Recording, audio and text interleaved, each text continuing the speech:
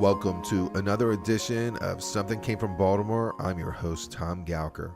I've met some great people since I moved to Baltimore, but they've all moved away since then. All of them. All my friends have left. Crime and lack of jobs are the two reasons for the mass exit. That is why I thought of this segment, Leaving Baltimore.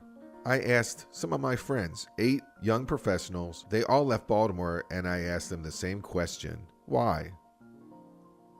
Following voices that you're going to hear are Dean Howell, Corey R. Scales, Michelle Ingradi, Rob Turner, James Faulkner, Kyle Jackson, Jason Simmons, and Heather Hooper Martin. Music is by Poppy Eckhart. This episode is called Leaving Baltimore. I feel a lot of love. I feel like it's my stomping grounds. It's like the place where I came up because just about every coming-of-age moment for me was in Baltimore. When I lived in Baltimore, Baltimore and I sort of had a love, I don't know if I'll quite say a love-hate relationship, but a dysfunctional but very endearing relationship at the same time.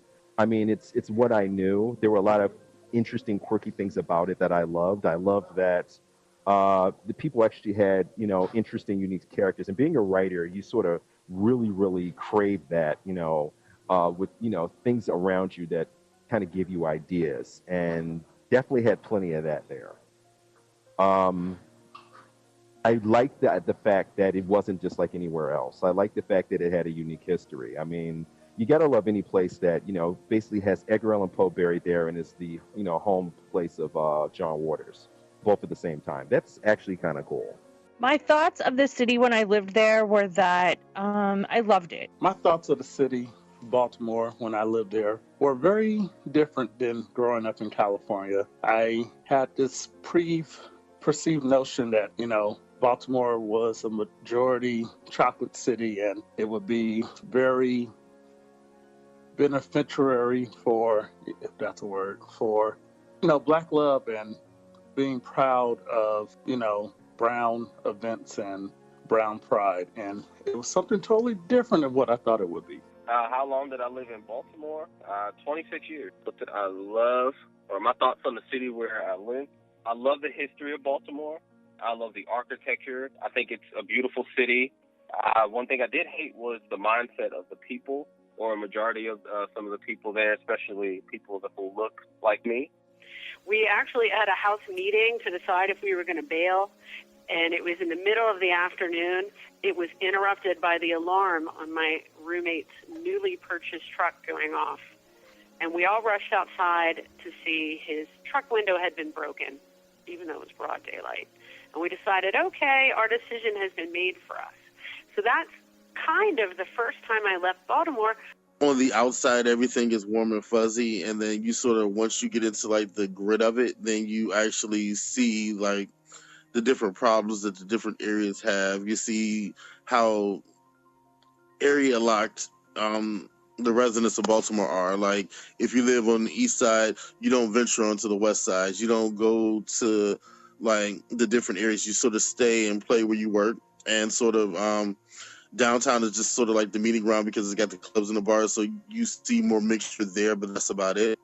So people just sort of just stay in their own areas. They go to school, work, everything in their own areas.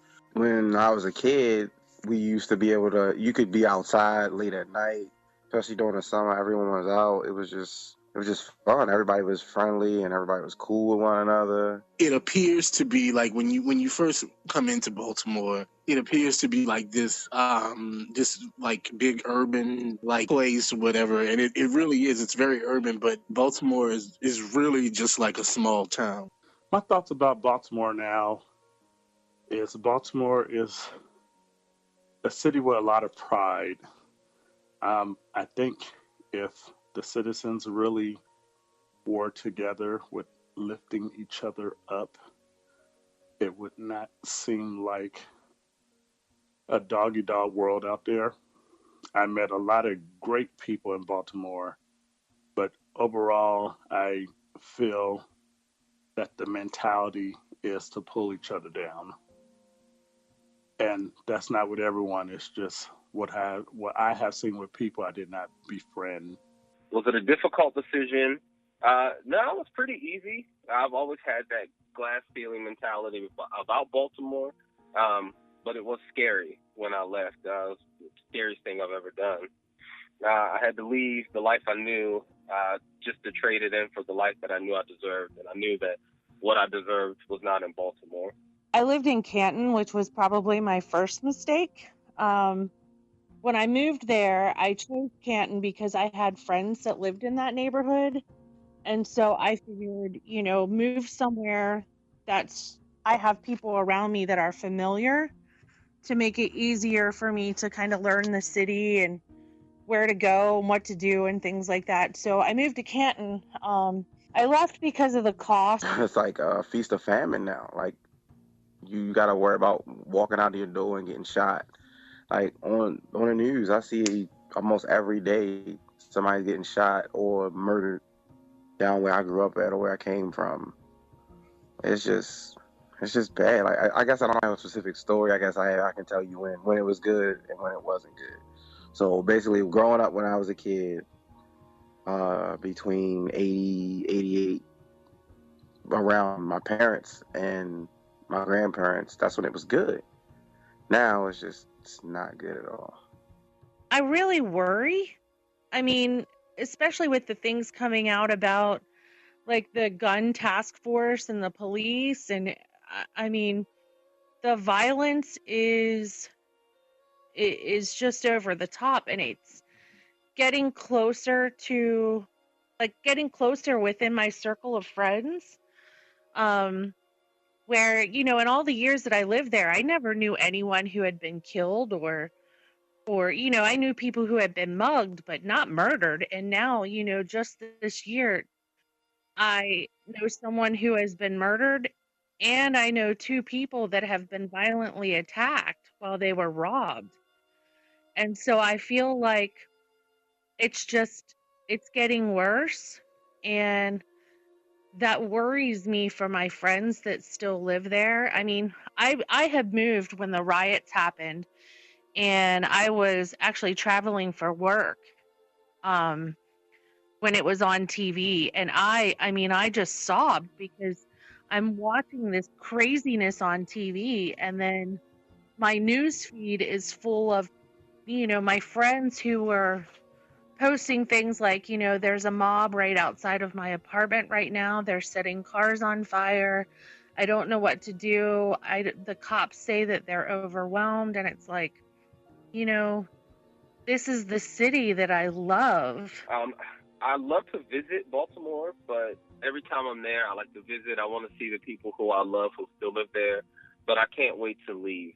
There's just an attitude. There's something about the people there that when you move from Baltimore, you see it when you look back. It's just kind of a stank attitude that after living in Texas, I just can't deal with when I go back there. It's kind of unpleasant. Also, I feel sad for my city. When I see things on the news, especially the riots a couple years ago, and the murder rate has jumped back up. It just makes me sad. Baltimore has so much to offer. There's so many resources, and there are some people who are just so used to not having anything that they believe that they will never have anything, and I don't think that the resources for them to make the proper steps are available to them.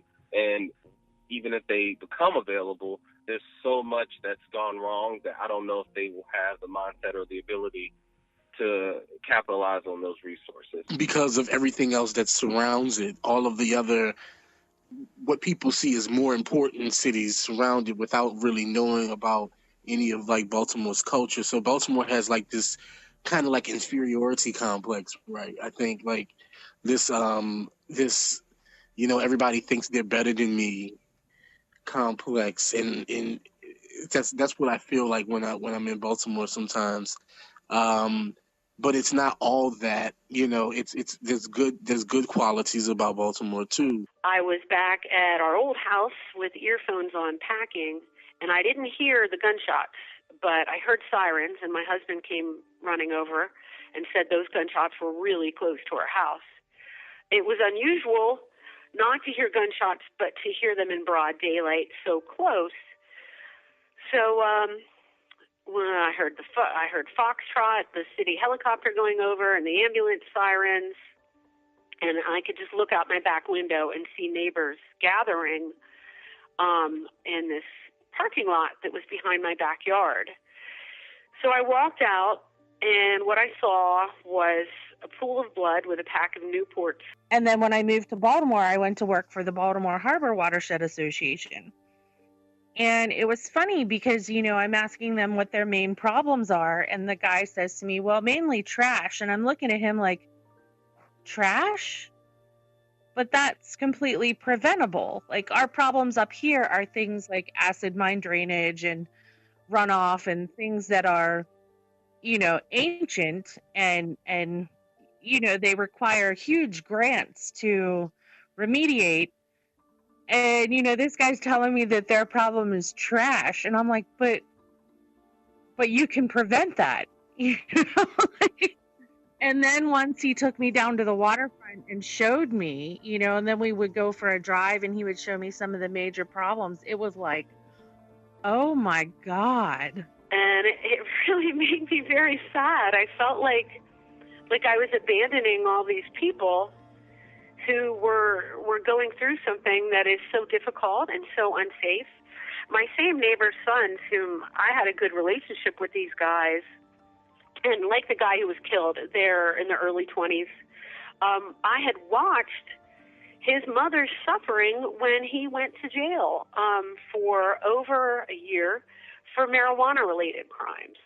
And these crimes are crimes that me and a million of my white friends that I know are also guilty of, but none of us seem to have paid the price for these crimes like he did.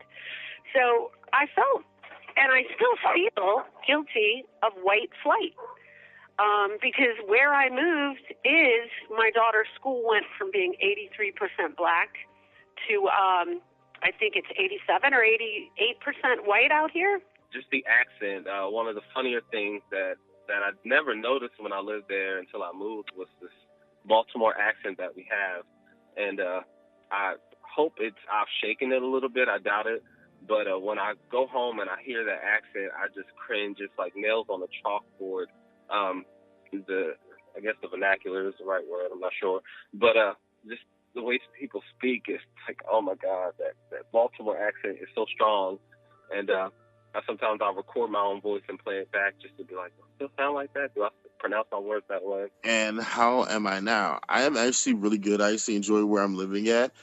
I will say that a lot of things that I learned while living in Baltimore I put to use here, because Philly really is just a larger Baltimore. I'm great now. Well, I messed that up. Baltimore gave me, like I said, it gave me a lot of opportunities, and I'm grateful for those opportunities that it gave me. But I just feel like now it's time to continue to move forward, and that's where I am with Baltimore. I miss it. I miss the people that I love. I miss my social settings. I miss the comforts of home, but I am happy that I left. And anybody who's struggling, I dare you to pick up and leave. You never know what's waiting out there for you. If you try again and it's not there in Baltimore, just go, leave. And that's all I have. Something came from Baltimore. Something came from Baltimore. Something came from Baltimore.